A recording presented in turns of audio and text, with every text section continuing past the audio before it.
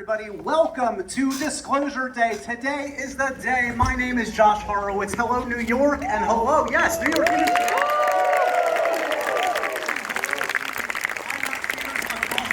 And in Canada, 178 theaters are watching this live. You guys are the real ones. You've come out opening night, and I know why you have. Nobody does it like the one and only Steven Spielberg. We can all agree on that, yes? Close Encounters, E.T., and this is something of a close of a trilogy. You guys are in for an amazing treat tonight, and because you are the real ones, because you came out first, we have a really special event for you today. Please welcome to the stage the one and only Emily Blunt, everybody, and the man himself, director Steven Spielberg, everybody. Give it up.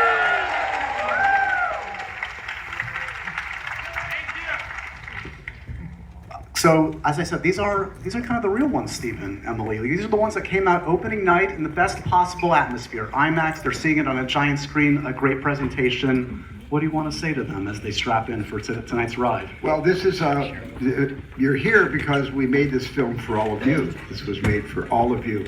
And it's something I've wanted to do for a long time, this particular story.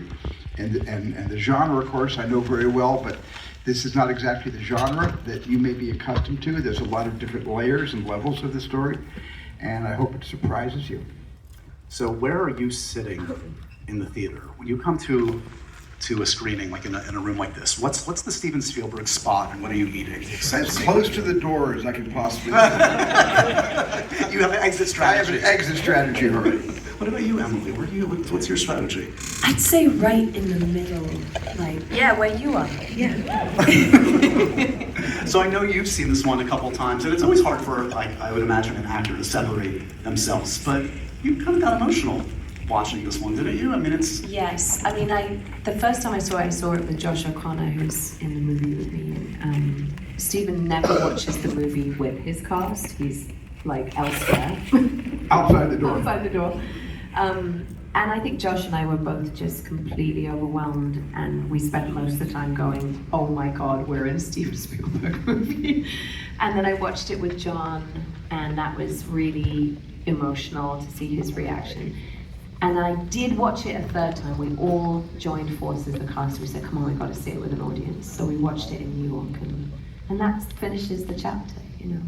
It is an audience movie. You make movies for audiences to enjoy that collective experience. And I referenced some of the films, some of the many classics you've made. And you've linked this to a degree with E.T. and Close Encounters in that this is kind of a summation film of that trilogy. Is that correct? Can you elaborate on that for us? Well, just that when Close Encounters, I made Close Encounters 50 years ago. We shot it in 1976, came out in 1977. And when I made the movie, it was based on what I believed. But I also am the kind of person that says, seeing is believing it, because I have never seen a UFO. I made the movie from a yearning I had about communicating what I hope would someday be true, or perhaps was true. So I never called it science fiction. I always refer to Close Encounters as science speculation. But now 50 years later, and then E.T. was our little second act. Not little tiny little movie. It was intended to be little, and then it got out of control. That was a lovely thing to see happen. But when this subject matter started to go viral in terms of a credibility, I didn't want to make this movie an incredible movie. I wanted to make this movie a credible film about the whole UFO, UAP. I guess you could almost call it it's become a phenomenon more than it's become a mythology. Now people are talking about it. It's on Capitol Hill. Whistleblowers are coming forward. The Air Force and the Navy are talking about their experiences. There's a lot of eyewitnesses to this. Now there is video coming out, and that was just a complete coincidence, because none of that was happening when we made the movie. And obviously, I think folks know enough to know that this movie kind of poses the question, if in fact this kind of information was ever disclosed, what happens? How do we react? Do we unite? Do we fracture? Are you guys pessimists or optimists when it comes to that? If this indeed comes to pass, what happens? If it really indeed comes to pass, it'll be a mixed bag. I'm optimistic. This is something I think we can endure, and I think this is something we can take into all of our different culturally diverse belief systems. I really do. But it's going to be a very bumpy ride if it ever does come to pass. But I think that, it's more important, I think, to hear the truth than to continue to allow this to become a kind of subcultural conspiracy theory event. This isn't fiction, by the way. Nobody has told me anything that you already don't know. I have not been given inside information. He is at not all. need to know. No, I'm not need to know. I'm like on the lower end of that food chain.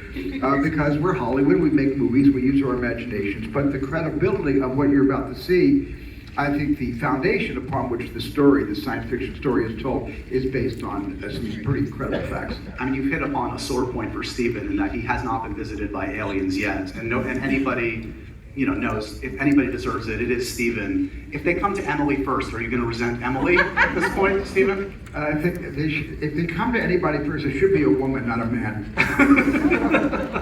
That being said, if there's an alien out there, just email him at stevenspielberg@gmail.com, and we'll arrange the meeting, right?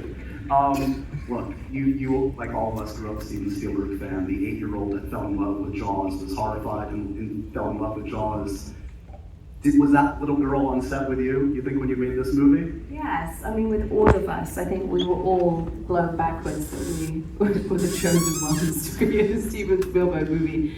The imprint and the fingerprints that Steven's movie have had on me have been so lasting and formative and inspiring, and I had a very hard time not just blurting all of this out when I first met him and trying to get him to kind of tell me Jaws stories and E.T. stories, which he has indulged all of us on set, and we have barraged him with movie stories, but it's just a dream. It's a dream to be a part of someone who tells stories in such an extraordinary and mythic way. Is there a moment on set where you're like, oh yeah, only Steven Spielberg does movies in this way? I'm in a Steven Spielberg Do it movie. every day, yeah. Right, yeah. I mean, there are some classic set pieces. There's a train sequence and other things. We don't want to ruin it. You're about to see the movie. But yeah, those gotta have to be pinch me moments when you and Josh are like in the middle of what you know is going to be an iconic scene. Yes, I mean, I don't want to ruin anything for you guys, but there is an epic train sequence that was very exciting for Josh and I to be in. So these folks here and around the country in Canada are watching this in IMAX today, Steven, which is obviously as premium a format as there is. I'm curious, like obviously the meaning for you having films play in a theater, but the meaning for it to play in IMAX in this kind of a format, and I'm curious, like in post, do you think about kind of attuning it to IMAX? Is that important to you to make sure it plays so well here? Yes, because I think it fits the format very well of IMAX. Also, when you have a gargantuan screen experience like this, and you have the kind of sound system that you are completely surrounded with, and you're going to have this a tremendously vivid visual experience because of what IMAX offers. I mean, it is the best place to see movies today. It has been for many years. And theaters like IMAX and hopefully other theaters that will be revamped and brought up to current standards is going to encourage more and more people, like you all did, to leave your homes, leave your TVs, leave your devices, and come out to the movies and sit with each other. I'm sure many of you don't know each other, but you're going to share something all at the same time. And you all have different reactions to it, but hopefully there will be one main reaction. You can go out and say, I was in the company of strangers and they helped to enhance the experience of seeing Disclosure Day because I was sitting in a movie theater out in the world. Good, good. You've also assembled like this amazing behind-the-scenes crew over the years. You cultivated the best of the best, whether it's Janusz Kaminski, John Williams, thank goodness, is not retired. He's still doing 94 years old, he wrote every note of music in this movie. Is that still one of the most joyous parts of the process when John delivers that score back to you and to see what he's added to your film? It's maybe the only part of the process I choose not to have any control over.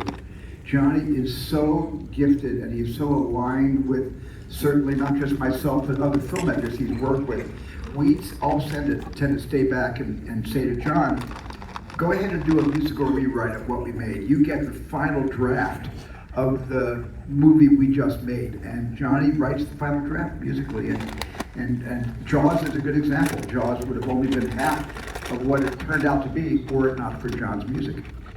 Amazing. Okay, we have, as you can imagine, a lot of questions that came in from around the country and Canada, so I want to read at least a couple here. This is for you, Mr. Spielberg. As a storyteller, I'm sure you have a lot of stories. Some take off into production, but some never might. How do you go about choosing which story to tell the audience next? Well, this is not a glib answer, but it's the truth. I don't choose the story. The story chooses me. I could be developing 4 or 5 things, but there'll be one of those 4 or 5 projects that will not leave me alone, will haunt me at night, will bother me driving to work in the morning, will say, what about me, I'm the one, pick me. And it really does come down to the fact, what do I want to spend the next year or 2 of my life? I've got a big family. I actually have a life outside of movies, and it takes a lot these days to get me onto a set, and it's got to be something that really grabs at my heart. This one comes from Montreal, from the young filmmakers and directors out there that have made films with a modest to low budget, getting great success in the box office. Have any impressed you the most in recent years, Steven? Who's impressing you? Well, it's not so much about box office, it's just about the person behind the story, behind the camera. Clint Bentley made a movie called Train Dreams, which I think is one of the best films that came out last year. Brilliant film. And then, of course, I haven't seen Backroom. I will, because we've been engaged in this, but I did see Obsession, and I loved Obsession. Loved it. I just spoke to that director the other day and talked about you, and his mind is blown. He's anxious to talk to you, Steven. We will talk. Let's see. Would you be scared? Yeah. Are you kidding? You'll be terrified. You can handle it. From Danny here, Emily, what are the top qualities Steven has as a director that makes him so unique? Get ready to vaporize, because I'm going to say some nice things. The top 4 qualities, specifically 4. He didn't say 4, but if you want to quantify it, you can. Well, it's kaleidoscopic, all of Steven's extraordinary qualities. I would say the collaboration is so rich. He's so curious about what you think, what you might bring, any ideas you have. There's elasticity to every day. You're never straitjacketed by the enormity of a movie. He keeps it very intimate, very alive. I love to work like that, and with such spontaneity. It's so exciting to me. And his joy, it's the joy that when he runs out of the tent and he's got his fists in the air and he goes, "It's in the movie!" You could fly. It's so exciting. And I don't know that anyone, as much as he's so emotionally in touch with all of us and the performances, and I do think Disclosure Day, for all its visual set pieces and how wonderful it is to look at, it's such a performance movie. But what Steven can convey with a camera is one of one. It's a singular thing I've never seen. Well, there is a sequence, again, we're not going to ruin anything, but is the marriage of everything you just said a wonder that has an amazing performance at the center that also has some amazing camera work that you're in for a treat. This is from Daryl in Dallas for Steven. What do you hope audiences are still thinking about a week from now after watching this movie?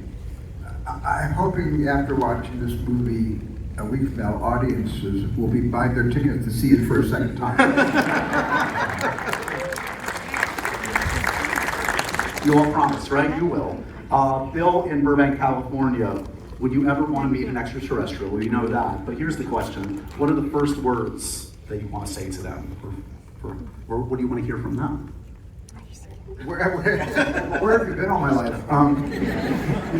I think if real Disclosure Day happens and something like this really happens within all of our lifetimes, it is going to be the most profound thing that's ever happened in human history. And I don't want to be glib and say, here's what I would say to them, or what I would be hoping they would say to me. I just think we would all have to live with the fact that we are not the only species in the cosmos. I always, as a child, I knew that we are not alone out there. The big question is, have we been alone here? And if it turns out that we haven't, then we're all going to have to, deal with that in our own ways. Here's one from your hometown, Phoenix, Arizona. Yay. David, there you go.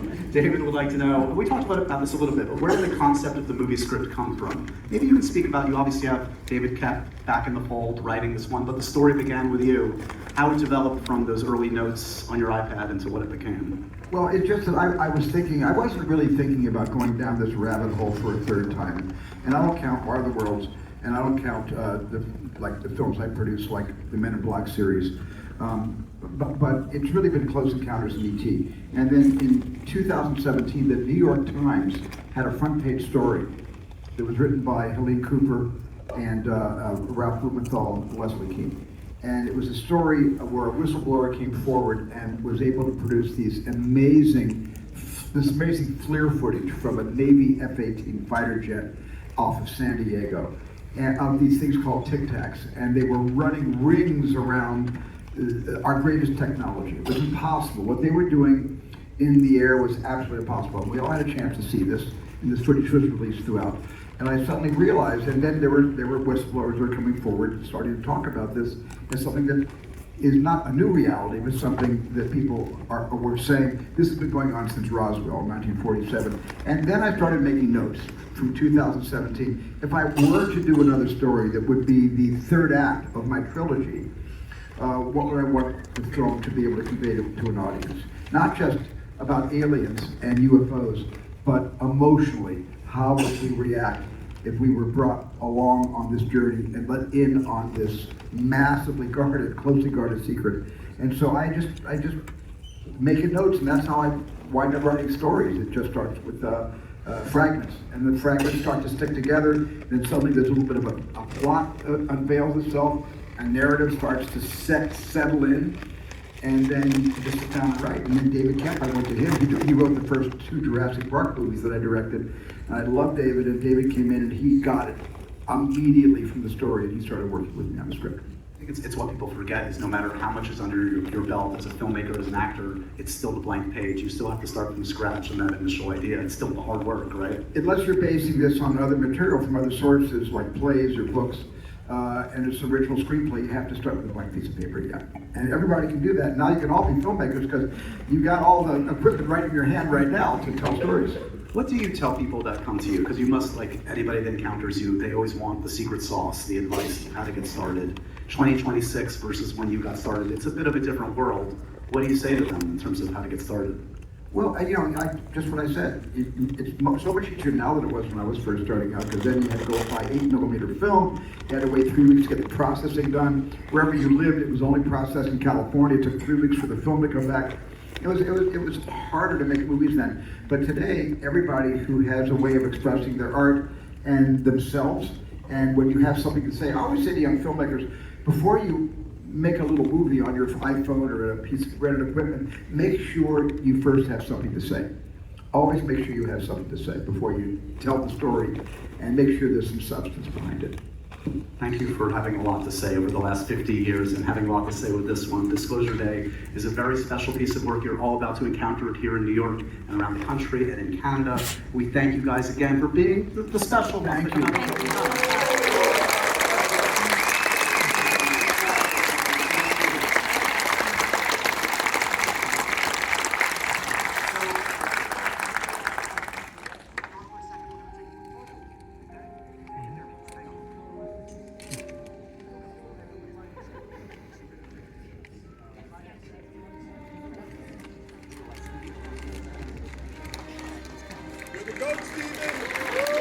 Thank you, Steven.